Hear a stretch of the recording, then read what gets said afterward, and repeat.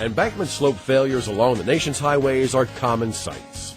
While an eyesore to the traveling public, these failures can also have damaging consequences to the pavements or bridges they support. State Department of Transportation agencies spend millions of man-hours annually maintaining and repairing these failures. If not properly repaired, maintenance crews are back at the same locations, repeating their work. Many options have been used to correct the problem, including chemical stabilization, replacement with high-quality materials, retaining walls, earth berms, and reinforcements. Limitations on equipment and costs can hinder some of these options for repairs by DOTD maintenance forces. The most common maintenance problem associated with slope failures for the Louisiana Department of Transportation and Development deals with man-made embankments supporting roads and bridge abutments. In the past, specifications allowed the use of unrestricted soils located near the site to construct embankments. This resulted in many embankments built with heavy, moisture-sensitive clays. The current specifications used by the department is much more restrictive and does not allow moisture-sensitive soils. Embankments built before this specification change still cause major slope stability problems within many areas of the state.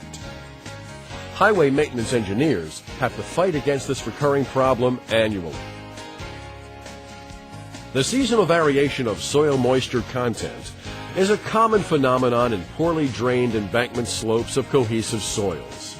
An increase in moisture content, usually observed after a heavy rainfall, causes a decrease in soil shear strength and results in a reduction of slope safety. The long-term effect of these wet and dry cycles on slope stability will depend on the types of soils with which embankments were built. Embankments built of heavy clay soils with plastic indexes, commonly referred to as PI, higher than 25, have a high potential to expand and shrink with the variation of moisture. When the heavy clay in a slope is exposed to a wet and dry weather cycle, it will expand and shrink accordingly. This cycle of expanding and shrinking develops fissures and cracks in the slope surface. As the cycles repeat, the fissures and cracks will become deeper and deeper to the point that certain damage occurs in the slope. During a long wet season with a great deal of precipitation, the groundwater will not only be trapped in the embankment, but also have enough time to soak the clay adjacent to these fissures and cracks. Slope failures occur when the soil becomes totally saturated with a corresponding reduction of soil strength. The recurring problem of the slope failures caused by highly plastic embankments is generally found in embankments constructed before 1992, prior to the strict PI requirements being added to the specifications. Historically, maintenance crews would simply reshape the failed embankments back to the original grade and slope. When the failure threatens the road, additional materials would be hauled in to bring the slope back to grade. This is a common rehabilitation technique used by maintenance forces. Unfortunately, these slopes will usually fail again under the typical Louisiana weather conditions. A more cost-effective and maintenance-friendly repair was needed. The Louisiana Transportation Research Center, LTRC, in conjunction with the Louisiana Department of Transportation and Development, LADOTD, has constructed and evaluated a method for the rehabilitation of embankment slope failures using inexpensive, non-woven geotextiles. When the non-woven geotextile is used as reinforcement layers, the tension forces mobilized in the geotextile enhances the overall stability of the slope.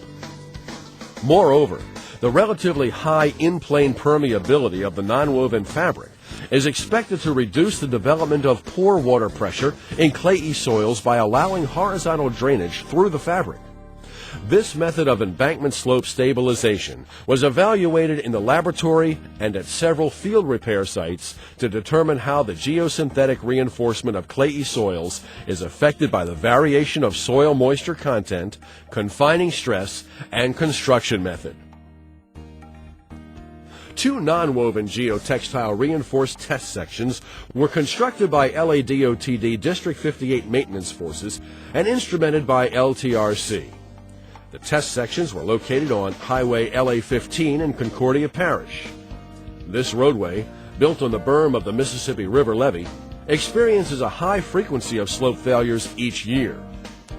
In most instances, the failed slopes were reshaped back to the original grade with minimal moisture control or compaction effort. Unfortunately, these slopes will usually fail again within the year and need reshaping again the following summer. District personnel were eager to try a new technique. Two of the larger sites on LA 15 were chosen for the test section repairs.